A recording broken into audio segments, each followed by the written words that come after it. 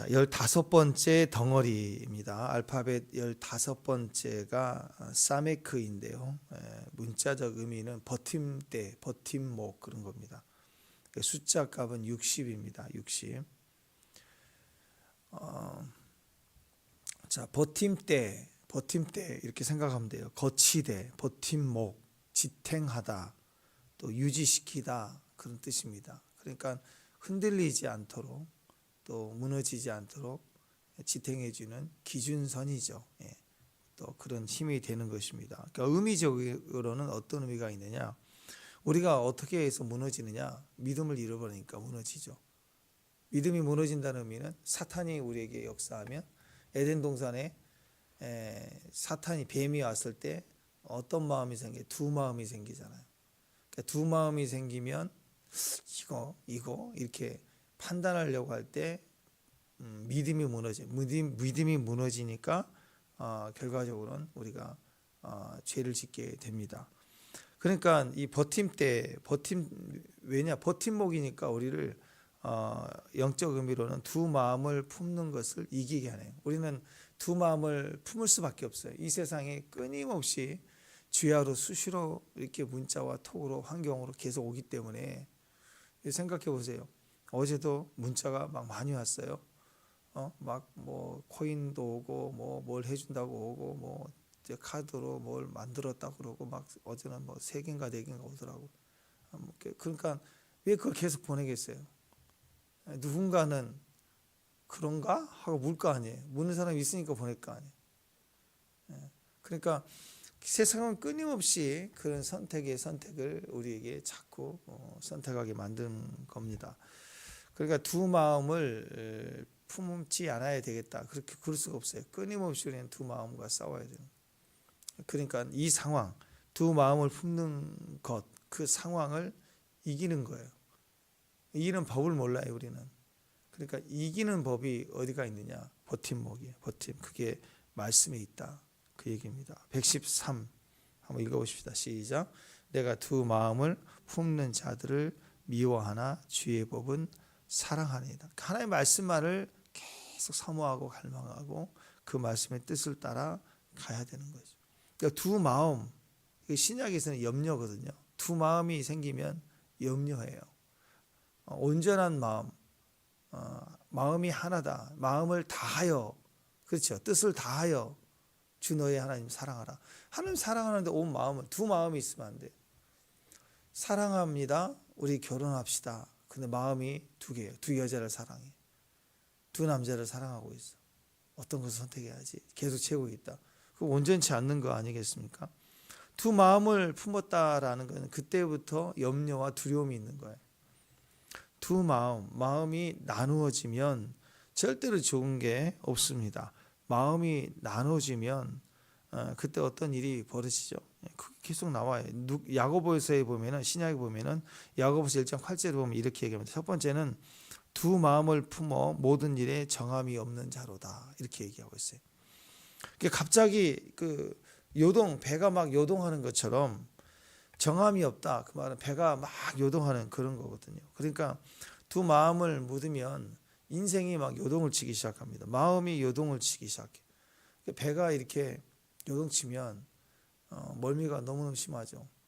자동차의 멀미는 비교도 안 돼요. 우리가 차 타면서 멀미는 거의 안 하지 않습니까? 그렇죠? 근데 배를 타면 다 멀미를 해요. 배를 타면 한 5시간 지나면 위, 아래, 좌우로 이제 흔드니까 막 어질어질 난리를 칩니다. 그때는 다 누워 있어야 돼. 그래서 하루 정도 지나면 적응이 되는데 그때까지는 엄청 배가 막 요동칩니다. 그러니까 잔잔한 대형 배를 타고 가도 그러는데 작은 배를 타면 어떻게 견디겠어요? 너무너무 어렵거든요. 계속 인생이 요동친다. 경제 문제, 직장의 문제, 가정의 문제, 아이들 문제. 그러니까 좀처럼 쉴 틈이 없이 막 요동치는 곳에 있다. 견딜 수가 없는 거예요. 살 수가 없는 거예요. 그런 상황에서는 사는 게 기적이에요. 살아있는 것만. 우리나라가 예전에 그랬잖아요. 한반도기 때문에 그렇게 수백 번의 외침을 받고 그렇게 늘 살았던 힘없는 민족. 조선 그 힘이 없고 소망이 없고 또 뺏기고 그랬잖아요. 그때 우리나라의 인사가 굿모닝이 아니에요. 좋은 아침입니다. 날씨 요즘 들어서 목사님 날씨 참 좋아요. 이런 얘기 듣죠. 얼마 전까지만 해도 우리 그랬잖아요. 식사했습니까? 그게 인사였어요. 밥 먹은 자가 인사. 간밤이 묵어 있는가? 그거예요. 그게 인사였다고. 늘 불안하고요. 우리가 그런 삶을 살았다고. 사는 게 기적인 삶을 살았던 이 조선에 선교사님들이 오셔서 피를 흘리고 순교하고 복음이 증거되며 그때 막 우리 삶에 이 불안과 이 환경이 이 바람이 불기 시작하면 요동하기 시작하면 두 마음인데 두 마음에서 우리는 답이 없다고 답이 없는 그런 삶을 살았다고. 말씀이 들어오면 기준이 돼요. 빛이 비춰지면 깜깜한데 하나의 한쪽에 빛이 비치면 다 그 빛을 볼 거 아니에요. 그쪽으로 가자. 하다못해 그 여름날 보세요. 깜깜한 숲속에서 빛을 비치면 그걸로 다 몰려요. 벌레도 빛을 비치면 가로등에 막 몰려온다고. 빛을 향해서 온다고. 인간도 그래요. 내가 빛이라는 걸 설명을 해줘야 되는 게 아니라 우리가 비치면 어제 말씀처럼 하나님의 빛을 반사하면 우리가 빛인 줄 알고 빛을 바라면 그러면 모여드는 거죠. 그리고 영향력이 생기는 것입니다. 자, 이런 외적인 환경의 요동침이 아니라 이제 마음에 관한 얘기를 하면 마음이 다 요동한 사람들은 그 요동하는 마음을 가지고 있다면 그건 인물이 아니에요. 그러니까 심지어 환난 중에서도 고난 중에서도 마음이 한 마음을 가진 사람들이 있어요. 그게 인물이죠. 근데 많은 걸 소유하고 국가의 힘을 가진 자가 그냥 늘 요동이 불안하고요. 어떤 환난이 와도 불안할 뿐만 아니라 그냥 평상시에도 자기 진급 그거 하나 뭐 이익을 얻어먹기에 그냥 급급해가지고 늘 불안해 살고 있다. 그러면 계급은 높은데 그건 인물이 아니라 잔챙이죠. 잔챙이. 결국 마음에 모든 것이 결정이 된다라는 것입니다. 그래서 야고보서에는 이렇게 요동하면 왜 그러냐? 마음이 두 개이기 때문에 요동하다. 그렇게 얘기를 하고 있어요. 또 한 가지는 4장 8절에 보면 야고보서 4장 8절에 보면 하나님을 가까이 하라. 그러면 너희를 가까이 하시리라. 죄인들아 손을 깨끗하게 하라. 두 마음을 품은 자들아 마음을 성결하게 하라. 그랬습니다. 그러니까 죄인하고 두 마음을 품는 자하고 동의어예요. 그게 말씀이에요. 그러니까 마음을 정결하게 하라. 그 말은 내가 더럽다라는 것을 전제하고 하는 말이죠. 깨끗한 사람에게 더 깨끗하게 하라. 뭐 성결하게 하라. 그럴 필요가 없죠. 깨끗하면. 우리는 마음이 늘 두 마음이고 두 마음이라는 것은 마음이 더러운 거예요. 부정에 오염이 되어 있는 거라고. 그래서 두 마음을 품은 만큼 더러운 게 없다라는 거예요. 그렇지 않아요? 사랑하는 대상을 두고 사랑한다고 결혼하자고 그렇게 얘기를 하고 있는 상황인데 얼마나 나를 사랑하고 결혼하자고 프로포즈나 얼마나 기뻐요. 얼마나 순전해요. 근데 알고 봤더니 또 다른 시선을 가진 거예요. 그걸 알면 양복을 잘 입고 오고 또 꽃은 들고 오고 또 멋진 차를 타고 오고 깔끔해 보이고 그럼 뭐예요? 두 마음 두 시선을 가지고 사랑한다고 고백하면 그게 더러운 거죠. 그건 부정한 거죠. 부정한 거예요 이미. 그걸 설명하고 있는 것입니다. 그러니까 두 마음이면 요동하고 근심하면 그 근심 속에 불신이라면 하나님 앞에서 우리가 부정한 것이 되는 거예요. 그리고 늘 삶이 요동할 수밖에 없어요. 자기 길이 없어요. 불안해요. 왔다 갔다 하는 마음인 것이. 그래서 세상적으로 우리는 고민하지 말 것은 염려하지 못할 것은 우리는 이런 사람들이에요. 우리는 늘 요동한 사람들이고 우리는 늘 부정한 사람들입니다. 그걸 전제로 하고 있어요. 그렇지 않아야지 그렇게 하거나 쟤는 너무 부정하다. 저 사람은 아주 요동하고 살고 있구나. 정함이 없구나. 이렇게 판단해서는 안 되는 거예요. 왜냐하면 똑같아요. 우리는 그걸 전제로 하고 있는 거라고. 자, 그러니까 우리가 요동을 친다, 그리고 부정해졌다, 더럽다, 두 시선이 있다, 그럴 때 방법이 있습니다. 그 방법은 딱 하나예요. 말씀입니다. 말씀이 방법입니다. 하나님 말씀만을 묵상할 때, 그때 우리의 부정함이 씻어져요. 말씀을 묵상할 때 마음이 정해져요. 이렇게 요동하는 마음이 붙들리게 되어 있다라는 것입니다. 그러니까 하나님 말씀을 붙들면 된다, 그 얘기를 오늘 하고 있어요. 하나님 말씀만이 버팀목이다. 하나님 말씀만이 기준이다. 하나님 말씀을 붙들어야 그게 요동하지 않는다, 부정해지지 않는다. 그래서 114절을 한번 읽어봅시다. 114절 읽습니다. 시작.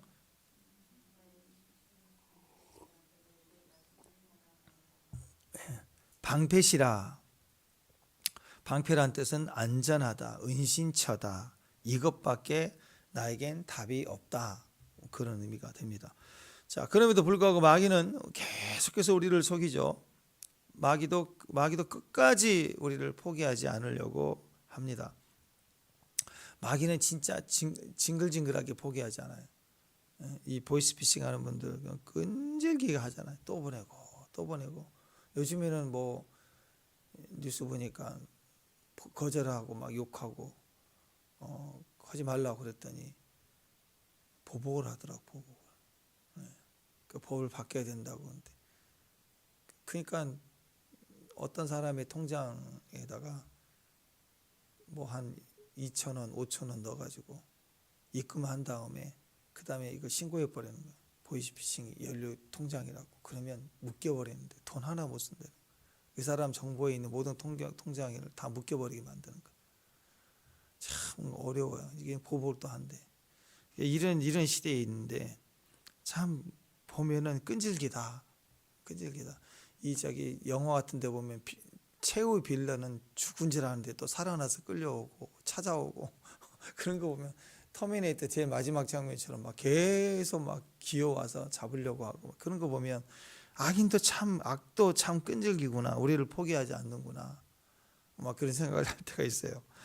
자, 그런데 우리 생각에는 그때 우리는 이런 생각을 해요. 야, 그래도 기왕이면 다홍치마 아닌가. 다다익선 그러잖아요. 그러니까 뭐 이것도 믿고 저것도 믿고 하나님도 믿고 돈도 믿고 뭐 좀 그럼 더 낫지 않은가. 이러면 심각해진 거예요. 하나님 관계도 믿고 인간적 관계도 믿고 이렇게 가면 이게 아주 큰일 나는 거죠. 야, 지금 이 시국에 무슨 그 성경만 있느냐, 교회만 다니면 되냐, 예배만 드린다고 뭐가 해결되냐, 이것도 하고 저것도 해보고 자꾸 이런 식으로 자꾸 우리를 이렇게 가성비를 준다고, 판단을 해준다고, 그리고 엉터리 같은 가르침들이 막 나와.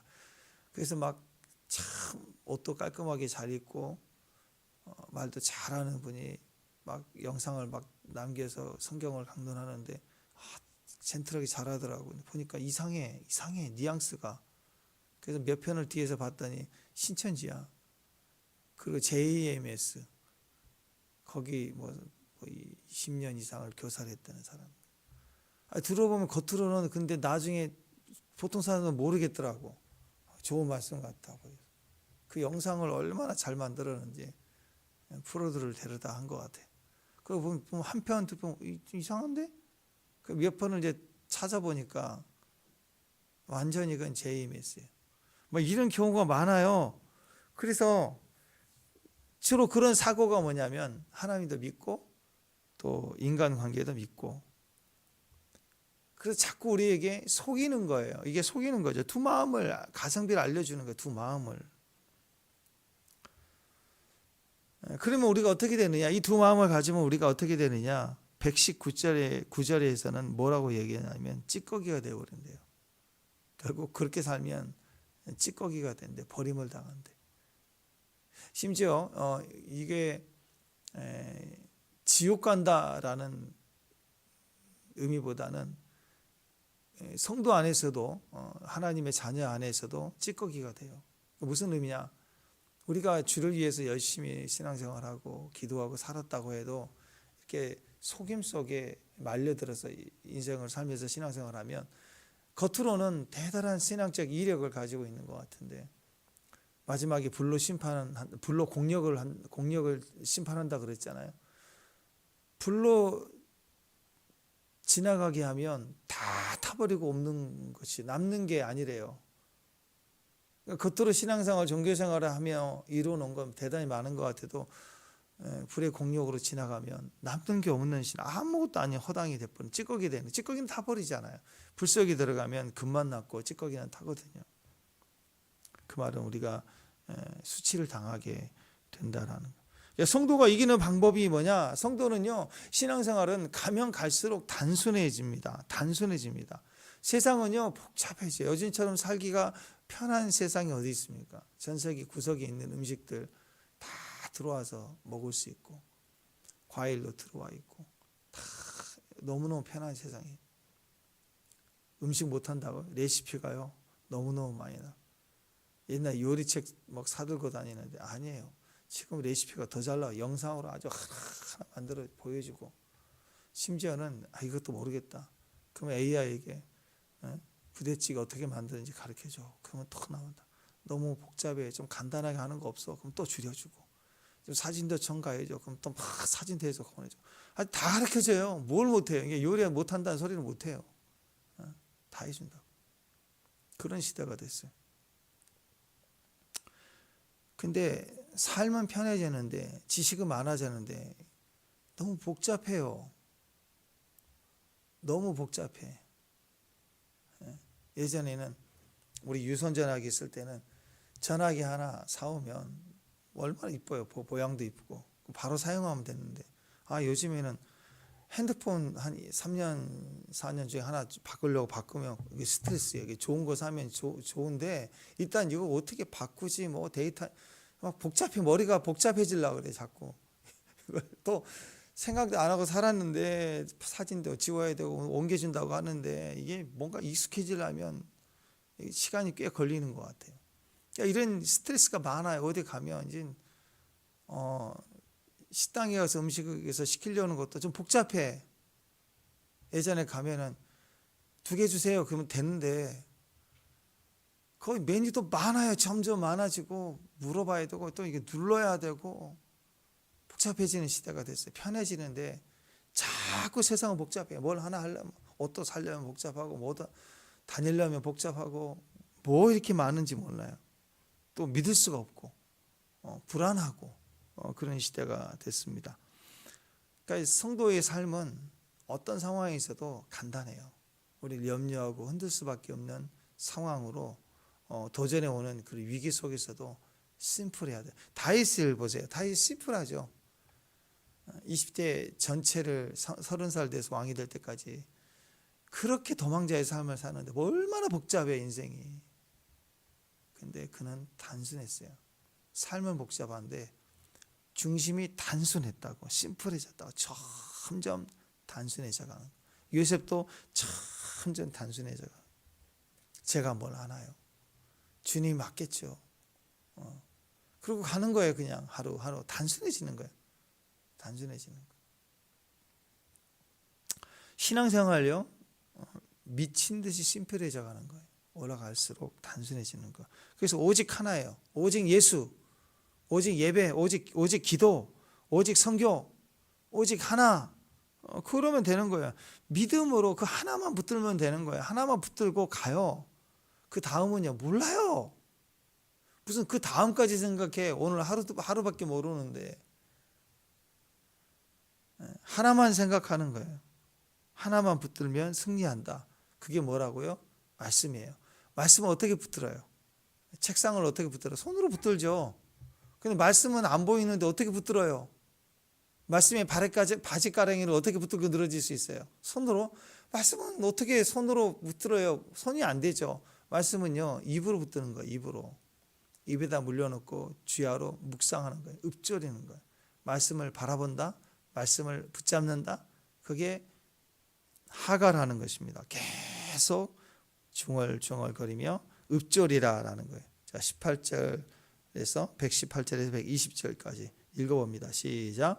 주의 율례들을 떠나는 자는 주께서 다 멸시하였으니 그들의 속임수는 허무함이 주께서 세상의 모든 악인들을 찌꺼기같이 버리시는 그러므로 내가 주의 증거들을 사랑하나이다. 내 육체가 주를 두려움으로 떨며 내가 또 주의 심판을 두려워하나이다. 불을 두려워해야 됩니다. 불 가지고 공력을 테스트해봐요. 두 마음 그건 속이는 거예요. 찌꺼기가 된다. 심판이 늘 떠나지 않을 것이다. 그거예요. 19세기 때 1860년대 미국에서 남북전쟁할 때 그 기록을 보니까 재미있는 일이 있어요. 미국에 어떤 사람들은 안 죽으려고 전쟁이 너무 치열하니까 위에는 북쪽 군대 옷을 입고 아래는 남쪽 군대 옷을 입었대요. 그리고 싸웠대. 그러면 살 줄 알고 막 싸우다가도 힘들다 그러면 야 누가 이쪽이 망할 것 같다 얼른 옷을 벗어버리든지 얼른 바지를 벗든지 이렇게 나오려고 싸우면서도 포로 잡히면 죽으니까 살라고 그런 사람을 했다는 거예요. 그랬더니 그렇게 했던 사람들이요 남군은 위를 쏘고 북쪽군은 밑을 쏘고 그래가지고 둘 다 맞아 죽는다 뭐 그런 얘기가 있었어요. 그래서 죽었는데 보니까 옷을 위아래로 입은 사람들 많이 죽었대요. 이게 양다리 작전이죠. 전쟁이다 싶으면 양다리 작전 짜려고 그래. 양다리 작전은 제일 빨리 죽는 지름길이에요. 하다못해 조선에도 이순신 장군도 그랬잖아요. 죽고자 하는 자는 살고 살고자 하는 자는 죽는다. 어느 나라에도 그런 얘기가 있잖아요. 그렇습니다. 지름길이에요. 지름길. 양다리 작전은요 엄청 빨리 죽어요. 빨리 죽어요. 생각지도 못할 때 죽어요. 그러니까 잊지 말라고요. 반쪽은 예수님, 반쪽은 세상. 뭐 이렇게 양다리를 거치고 이렇게 믿음 생활하면 그건 완전히 무너지게 되어 있습니다. 세상은 항상 예수님 믿는 쪽을 막 쏠려고 그러고 세상 떠나 있는 세상으로 떠나가 있다면 또 하나님의 심판이 임하잖아요. 찌꺼기니까. 그러니까 양쪽이 있으면 양쪽이 괴롭다고. 그러니까 믿음을 가진 어리석음이 되면 안 돼요. 교회 다니며 어리석으면 안 되는 거예요. 처음에는 잘 모를 때는 양다리 거치면 귀엽잖아요.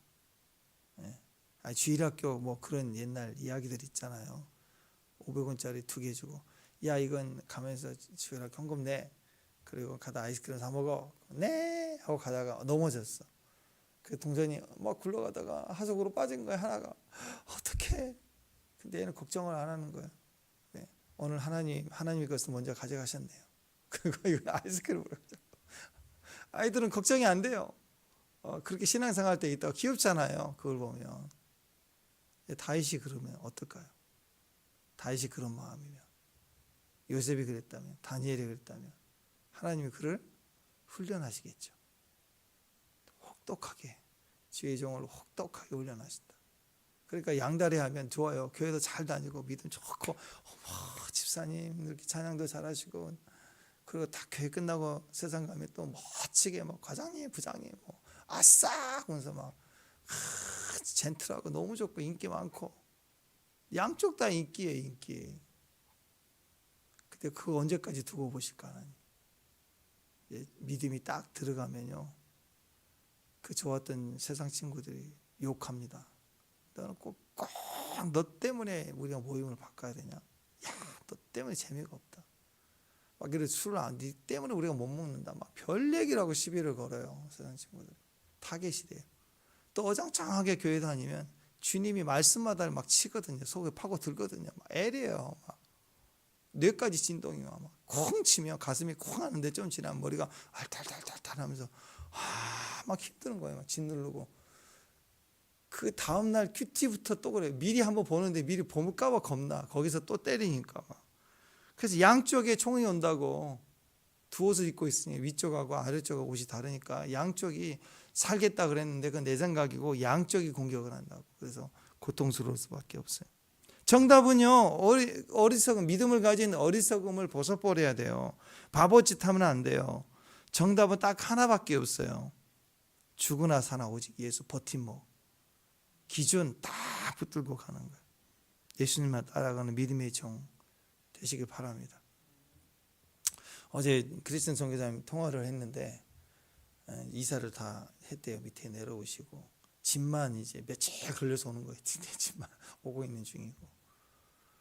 근데 어제 또 걱정돼서 어제 인도에서 미사일 쏘기 시작해서 이제 전면전 하겠다고 강도 끊어버리고 그러니까 뭐 핵을 치겠다 그러는데 어쨌든 막 미사일 쏘고 막 이제 전면전 되니까 특히 카슈미르 거기에 이제 전쟁터가 될 거 아니에요.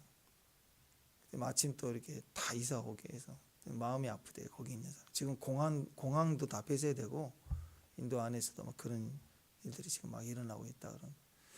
하나님 찬양하고 불안하고 그럴 수 있겠죠. 소문이 원래 더 크니까 그런 불안함이 있긴 하지만 그러나 우리는 딱 정답이 하나예요. 죽으나 사나 전쟁이 일어나나 그렇지 않느나 우리는 딱 마음이 하나인 거예요. 주님만 오직 딱 하나 버팀목은 주님밖에 없다.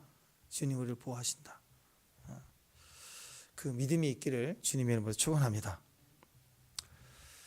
자 이렇게 딱 끝내면 좋은데 한 덩어리가 더 남았네. 간단하게 좀 봅시다. 16번째 덩어리가 아인이에요. 아인인데 문자적 의미는 눈입니다. 눈, 그 우물, 샘 이렇게 생각하면 돼요. 사람의 눈 생각하면 돼요. 눈동자가 이렇게 있고 가운데 점이 딱 눈동자가 있고 눈이 있잖아요. 눈물이 나오잖아요. 그래서 이게 눈 그러면 다른 의미로는 샘, 우물 이렇게 생각을 하면 됩니다. 그러니까 눈 속에 눈이 샘이죠. 샘에서 물이 나오는 것처럼 눈에서 눈물이 흘러나온다. 이런 모습으로 알파벳이 생겨서요. 숫자 값이 70인데 이 아이는 이걸 의미합니다. 눈물이 나온다는 것은 어떨 때 눈물이 나오죠? 인간은 성장할 때, 깨달을 때, 감동할 때, 감사할 때 그리고 매를 맞아가지고 눈물을 흘렸다. 그 말은 이제 배웠다라는. 그렇죠. 우리가 눈물 흘리면 깨닫게 되고 알게 되죠. 그렇죠. 눈물 흘릴 때, 감동 받을 때 누군가를 소중하게 깨닫게 되는 거예요. 또 잘못했는데 한 대 맞았어. 아이고 아파. 너 다시는 하지 마. 네 알았어요. 눈물을 흘렸다. 그 말은 배우게 됐다. 성도가 언제 눈물을 흘리느냐? 주님의 계시를 받을 때, 주님의 뜻을 받을 때. 그래서 이 아인이라고 하는 의미가 보다, 알다, 계시, 이해하다, 경험하다, 눈물을 흘렸다. 그러니까 내가 알게 된 거예요. 성장하게 된 거예요. 영적 의미는 계시가 임하니까 제약이 끊어졌다. 제약으로부터 해방이 됐다. 박해가 온다. 그러면 눈물을 흘리라. 박해가 온다. 핍박이 온다. 그러면 눈물을 흘려라. 그러면 깨닫게 된다. 보호된다. 벗어나게 된다. 그 뜻입니다. 마지막 적그리스도 때 대환란도 마찬가지입니다. 인생이 두렵고 어려울 때 말씀이 그 버팀목을 붙잡고 한 마음이 돼야 되겠지만 그 과정을 16번째 덩어리에서는 어떻게 해석을 하고 있느냐? 눈물을 흘려라 이거예요. 기도하라 이거예요. 그러면 계시가 임하면 우리는 눈물을 흘리면 그 박해를 이겨나갈 수 있다. 이 어둠의 세상을 보면 이 어둠의 세상이라고 하는 것은 공중권세 잡은 자들 그들이 세상을 지배하고 있잖아요. 그러니까 세상은 근본적으로 인위적이에요. 사탄적이라고. 모든 것이 계획적이고 이익적인 거라고. 여기 길 가다 보면 생기는 이 집들 그다음에 뭐 새로운 건물들 거기 안에 새로운 업종이 들어오는 것들 다 그냥 집이 세워집니까? 아니죠.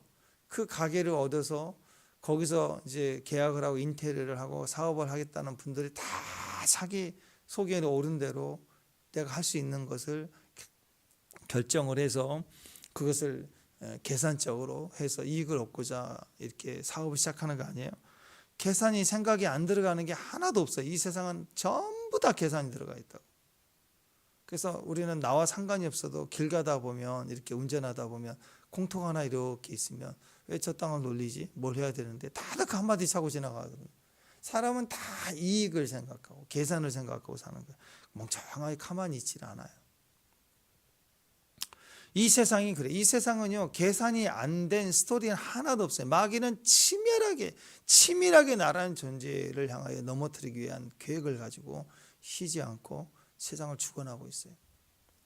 그게 영적 전쟁의 의미가 있다라는 것입니다. 에베소서 2장 2절에 보면 그때 너희가 그 가운데 행하여 이 세상 풍조를 따르고 공중의 권세 잡은 자를 따랐으니 곧 지금 불순종의 아들들 가운데 역사하는 영이다. 세상에 있는 것들이 마귀가 좌지우지하고 있는 것들이에요. 세상의 것들을 따라가면 끌려가는 거예요. 묶인다고. 그러니까 그때 우리는 무슨 말을 하느냐? 끌려가니까 악인이 왜 이렇게 강한가? 이렇게 생각한다고. 세상이 왜 이렇게 강한가? 세상은 왜 이렇게 우리를 힘들게 할까? 왜 세상에 이런 일이 많을까? 라고 생각합니다. 세상을 경험할수록 그래요. 아이들이 그걸 알아요? 아이들은 몰라요. 근데 어른이 돼갈수록 세상이 강하다. 인생이 참 혹독하다. 노력해도 나에게 기회가 없구나. 이건 젊은 시절에 뭔가 해보려고 할수록 무너지는 게 인간의 마음이에요. 그리고 뭔가 해보려고 하면 왜 이렇게 부정이 많고 거짓이 많은가? 읽고 너무너무 악한 자들이 많은 거예요. 너무너무 거짓말하는 자들이 많은 거예요. 그때 인간은 그런 고백을 합니다. 왜 세상은 이렇게 불의할까? 불공평할까? 나는 최선을 다해서 사는데 내 친구는 금수저이기 때문에 얘는 너무 쉽게 가는 거예요. 그때 상대적 박탈감을 느끼고 고통스러워하고 그 세상이 너무 커 보일 때는 불행한 결정을 하기도 하고 그렇잖아요. 사람들이 다 그렇다고. 근데 성경은 항상 우리에게 그런 얘기합니다. 인간이 그런 어떤 세상의 것들을 경험할수록 무너지고 세상의 강함을 깨닫게 되기 때문에 그때 인간은 항상 그 고통 속에서 질문을 하고 철학하거든요. 사고를 해요. 방법을 찾아요. 그 끝이 어딘가? 결국 신정론 같은 거에 빠지잖아요. 신정론이 뭐예요? 악인의 형통을 견디지 못하는 거예요. 악인의 형통을 견디지 못하는 거예요. 그러니까 어떻게 돼요? 신정론에 빠져요. 그래서 내가 진짜 신정론 그거예요. 하나님은 왜 악을 방치하고 계시는가? 니체 같은 사람은 신은 없다. 없는 거다. 이렇게 불의할 수 있을까? 없다라는 거예요. 그러니까 그거에 대한 억지의 대답을 하는 거예요. 하나님이 계시면 왜 이렇게 불의할까? 공평해야 되는데. 그러니까 하나님을 버리는 거예요. 하나님을 버리니까 남자 여자의 불의함은 내가 성을 잘못 선택했기 때문이다 해서 하나님 앞에서 상태를 치유하고 들어올 생각을 안 하고 하나님을 부인하니까 내가 뭘 해내는 거예요.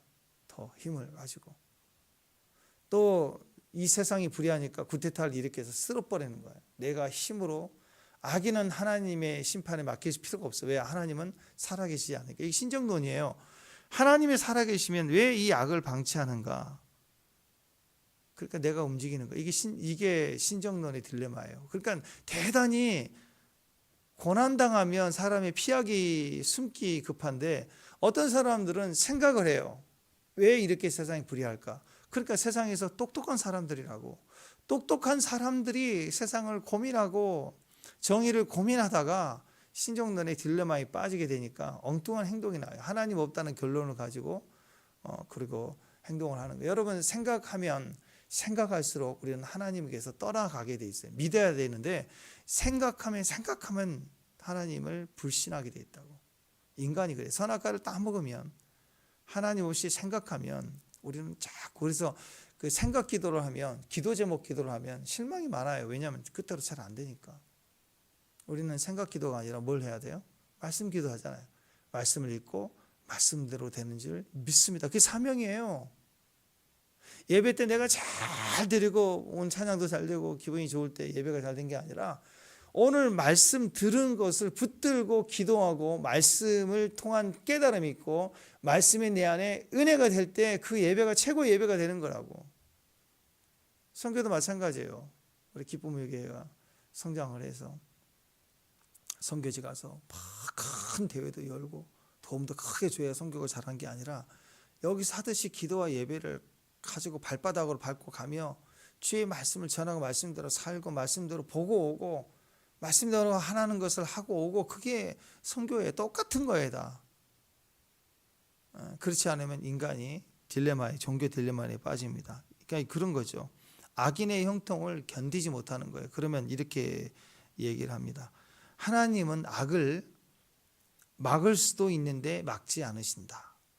이렇게 결정을 하거나 하나님도 막고 싶지만 막을 힘이 없다. 이렇게 둘 중에 하나예요. 그래서 하나님 막을 수 있어야 되는데 막지 못하시는 것은 하나님은 없거나 무능하기 때문이다. 또 하나님은 막을 수도 있는데 막지 않으신다. 그러면 자비하지 않는 거야. 사랑하지 않는 거야. 나를 버리신 거야. 이렇게 결정을 해요. 그래 둘 다 부정적으로 딜레마를 빠지는 거예요. 그러니까 결과적으로 하나님 떠나게 되죠.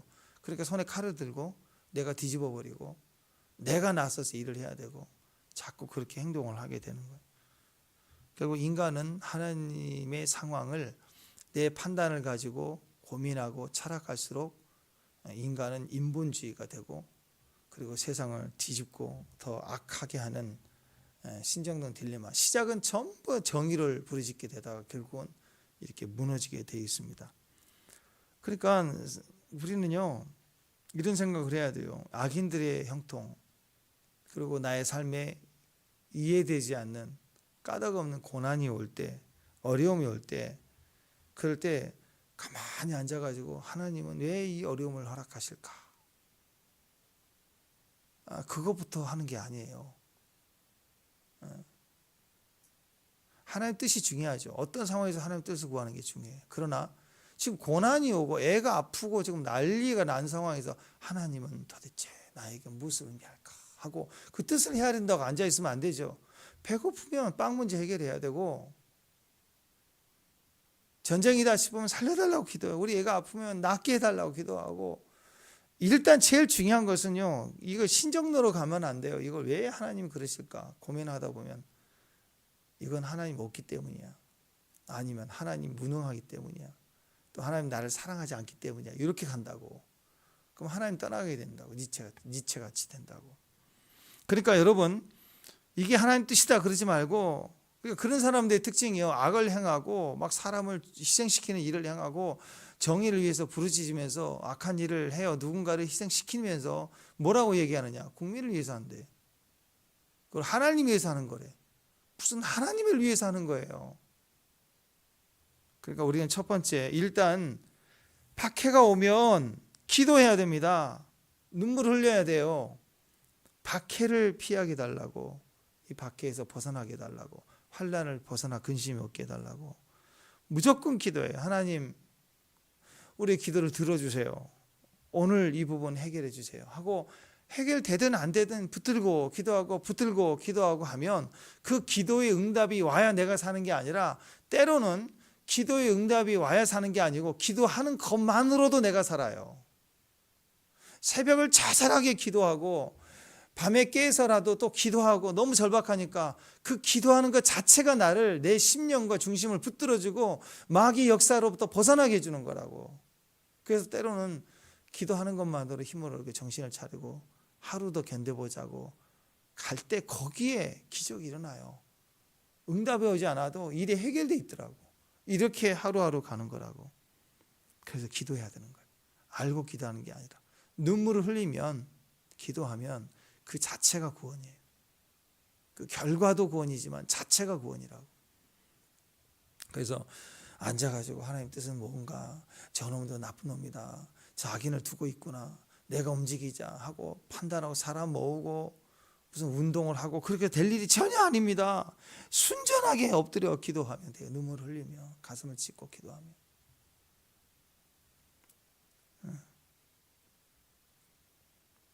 내가 잘못이 없는데 박해를 받으면 그때 느껴지는 감정이 뭘까요? 억울하겠죠. 부당해요. 말도 안 돼요. 그럴 때 하나님은 어디 계신가? 그러지 말고 부당합니까? 기도하세요. 부당함과 억울함에 일단 그 문제를 벗어나야죠. 하나님 도와달라고. 그 말은 어떤 의미냐면 세상이 원래 그런 거예요. 원래 남자도 태어나고 여자로도 태어나는 거예요. 나이 들면 늙게 돼 있어요. 늙어가면서 너무 불공평해. 애들은 너무 젊은데, 젊은이들 올라오는데 나는 너무 늙어가는 것 같아. 불공평해. 그러는 바보 아니에요? 인생이 그래요. 생로병사가 있다고. 그래서 그때마다 어려울 때마다, 젊어서 너무 젊기 때문에 어려움이 있고, 늙으면 너무 늙기 때문에 어려움이 있고, 그러지 않겠어요? 그때마다 그것에 대해서 화내지 말고, 하나님이 없다라고 하지 말고, 판단하지 말고, 계산하지 말고, 그게 세상이에요. 세상은 우리 눈에 불공정해 보여요. 사람 왜 이렇게 화를 내느냐? 세상은 공정해야 된다라고 얘기를 해요. 세상 어떻게 공정해요?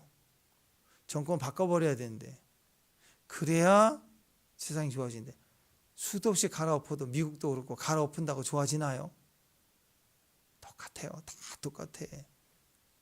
공정하지 않아요. 이름이 공정이라고 해도 그 사람이 대통령이 돼도 절대로 공정하지 않아요. 세상은 원래 불공정해요. 그래서 하나님 나라가 필요하고 하나님 다스림이 필요한 거예요. 그래서 기도하는 거예요. 기도. 억울한 게 뭐다, 부정한 게 뭐다 그러지 말고 그 상황 속에서 기도하는 거예요. 하나님 저를 붙들어 주세요. 주님이 저의 버팀목입니다. 그리고 주님, 제가 그 과정에서 눈물을 흘릴 때, 이 아픔을, 이 억울함을, 눈물을 흘릴 때 계시가 임해요. 주님의 지혜를 얻게 되고, 그리고 위기를 벗어나게 되고, 그 과정을 경험해요. 우리는 하나님 나라의 더 큰 은혜를 경험하고 누리게 되는 것입니다. 그러니까 기도해요. 뭐가 부정하다, 뭐가 옳다. 요즘 선거철인데 그러면 A는 옳고 B는 틀립니까? 다 똑같아요. 다 틀려요. 다 틀려. 사람마다 다르고 다 부정하고 공정하지 않아요. 그러니까 기도해야죠. 모르니까 기도해야죠. 그래서 하나님께 오늘 우리 마음을 드립시다. 하나님 저를 붙들어 주세요. 내 영혼을 붙들어 주세요. 하나님의 백성들이 피를 흘림이 억울하고 고통스럽고 아픕니다. 왜 하나님은 그러십니까? 그러지 말고 하나님 너무 아파요. 도와주세요. 그리 아니하실지라도 감사해요 하고 고통 속에서 말씀 떠오르고 말씀 붙들고 말씀을 말하고 가보시라고요. 가다 보면 내 바운드리, 내 영역 안에 줄로 지어진 내 구역이 얼마나 아름다운가. 혹시 전쟁 속에서라도 내 구역이 아름답게 하신다고 하나님. 이기게 하시고 그 하나님을 믿음으로 경험하고 나가는 승리하는 저와 여러분 되시길 바랍니다. 자, 버팀목이다. 하나님은 버팀목이다. 기준이다. 두 번째, 또 하나님은 우리의 눈물이에요. 눈물. 내가 눈물 흘릴 때 계시가 임하면, 기도하면 우리에게 도우시고 보호하시고 지켜주시는 분이시다는 거 꼭 기억하고 버팀목 붙들고 기도할 수 있는 저와 여러분 되십시다. 기도하겠습니다. 하나님의 은혜를 감사합니다.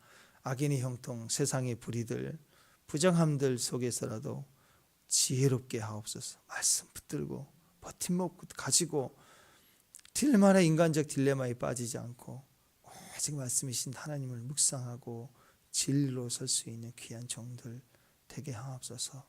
예수님 이름으로 기도합니다.